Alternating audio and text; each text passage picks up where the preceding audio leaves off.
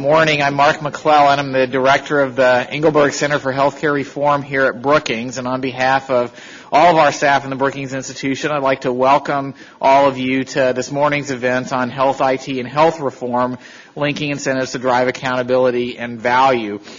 This is a topic that is right at the intersection of health IT and health reform. Both of those topics have been getting a lot of attention in recent weeks. There have been a number of other events. I think there probably are even some other ones today that are dedicated to this critical question of how to take advantage of the unique opportunity that we have right now for reforming health care. There is major new spending on health IT coming as a result of the economic stimulus bill, the ARRA, about $36 billion according to budget estimates. There's also a clear, broad-based momentum for health care reform right now. And so, looking around the room, we see a number of familiar faces, a lot of people who have been involved in healthcare debates and discussions for a while. I know many of you are already thinking hard about health IT and healthcare reform efforts and how they're interrelated. After all, improving health and saving money is the shared goal of both of these kinds of initiatives. Today, though, we'd like to push harder on what this is going to mean in terms of the actual health IT reforms and other healthcare delivery reforms that might be adopted. We'd like to start by recognizing all of the efforts that have already made contributions to helping to answer these key questions. Many of you here today, many of our participants in the upcoming panels have eloquently pointed out how health IT is not an end in itself. Done right, it can be a highly effective tool for making improvements in care possible.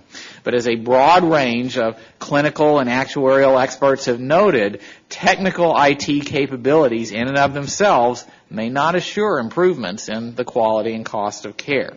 And that's why there's so much interest in a key term used in the health IT legislation, meaningful use, which is required in order to qualify for most of the additional health IT-related payments.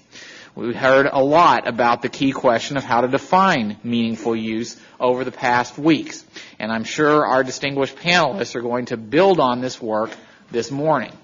And I hope Carol Diamond in particular, who's moderating our first panel, will talk a bit about the broad-based work that the Markle Foundation has supported on this topic, including a recently released document which lays out some of the key principles for getting health IT right under ARRA.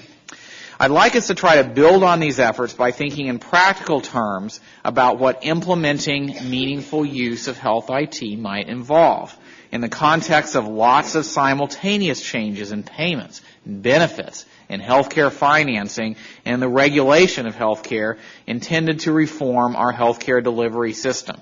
So what, in practical, feasible terms, what would we be paying for?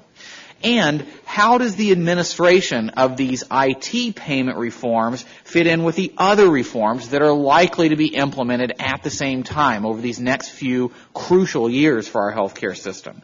Payments for quality reporting are part of Medicare now. They're likely to be extended over the next few years and likely to move in some new directions.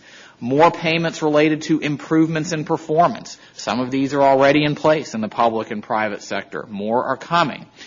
What are the administrative challenges? What are the opportunities for seeing all of these steps in a coherent way, a coherent and strong opportunity to improve care? Payments for care coordination, like medical home payments, clinical registries to improve care. Lots of policies in this area that are potentially closely related.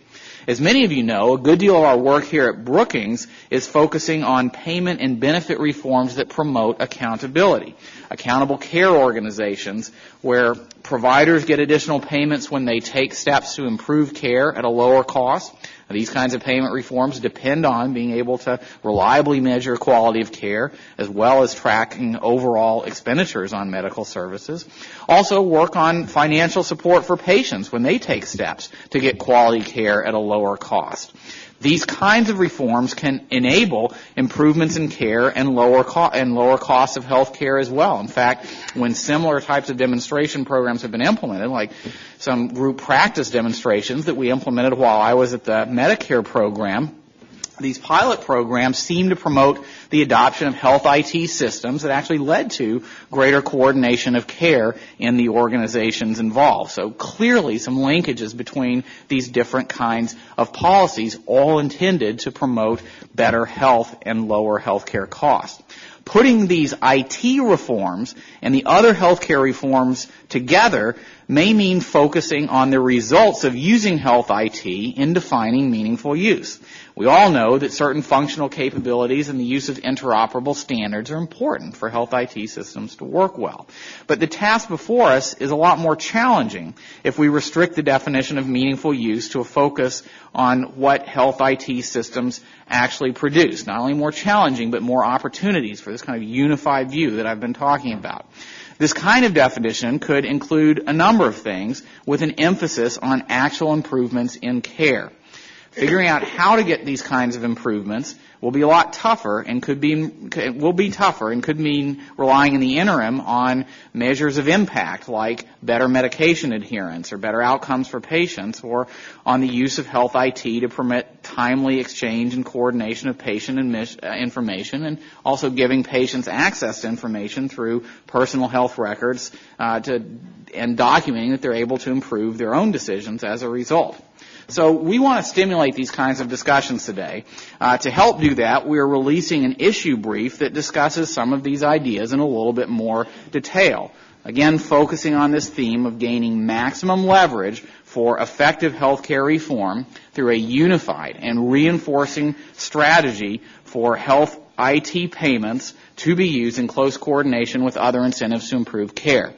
Fully integrating incentives for quality reporting with other new health IT incentives and with payment reform incentives could help achieve these key goals of the meaningful integration of clinical data on the one hand to improve care, and a better ability to provide and support better outcomes for patients, better quality of care on the other. After all, if we're adopting health IT systems that are at least taking incremental steps towards permitting better coordination of information for patient care, that's the same kind of information that you'd like to know to be able to determine whether we're actually making progress in improving the coordination of care for patients and the outcomes for patients. So in turn, having better measures and a better ability to document progress on healthcare performance means that payment reforms and these other healthcare delivery reforms intended to improve care can be focused more effectively. It creates a kind of virtuous cycle. At least that's the idea.